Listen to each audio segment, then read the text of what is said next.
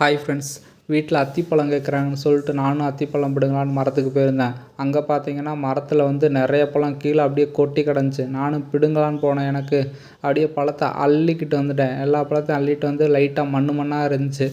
அதனால பார்த்தீங்கன்னா வீட்டில் கொடுக்க விட்டு என்ன பண்ணாங்கன்னா, லைட்டாக மேலே உப்பை தூவி விட்டு இருக்க சின்ன சின்ன அழுக்கு கிருமிகள்லாம் போகணும்னு சொல்லிட்டு நல்லா வாஷ் பண்ணி எடுத்துட்டாங்க. வாஷ் பண்ணி எடுத்துகிட்டு ஒரு பழத்தை எடுத்து பிச்சு பார்த்தாங்க பாருங்கள். பழம் நல்லா அருமையாக இருந்துச்சு. அப்படியே கொஞ்சம் கொஞ்சம் பழத்தை அப்படியே பிச்சு பிச்சு தட்டில் வச்சிட்ருந்தாங்க. இது என்னடா நம்மளுக்கு வேலைக்கு ஆகாதுன்னு சொல்லிட்டுன்னு கத்தி எடுத்து 2 அறுத்து போட சொன்னேன். இருந்தாலும் அவங்க ஆசைக்காக சின்ன சின்னதாக பிச்சு பிச்சு தட்டில் வச்சுக்கிட்டே இருந்தாங்க. இருந்தாலும் அத்திப்பழத்தில் பார்த்திங்கன்னா மருத்துவ குணம் ரொம்ப அதிகமாகவே இருக்குது. அதனால் வந்து அத்திப்பழம் டெய்லியும் நம்ம உலரத்தி எடுத்துக்கலாம், இல்லை அத்திப்பழத்தை எடுத்து நம்ம பொடி செஞ்சு வச்சுக்கலாம். அந்த மாதிரி சாப்பிட்றது அத்திப்பழம் உடம்புக்கு ரொம்ப ஹெல்த்தியான ஒன்று. அப்புறம் அவங்களும் இருந்து பார்த்துட்டு என்ன பண்ணாங்க, இதே மாதிரி கையில் பிக்க முடியாதுன்னு சொல்லிட்டு கத்தி எடுத்து கிருட்டுன்னு 2 அறுத்து வேகமாக அறுக்க ஆரம்பிச்சாங்க.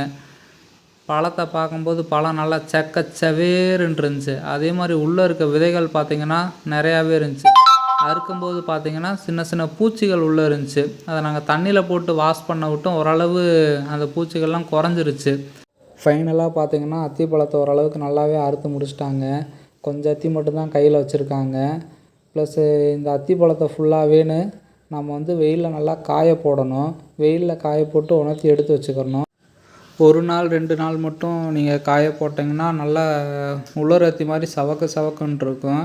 நீங்கள் பொடி பண்ணணுன்னு நினச்சிங்கன்னா ஒரு வாரமாச்சு நல்லா வெயிலில் போடணும். வெயிலில் போட்டால் தான் நல்லா முருகை காயும்.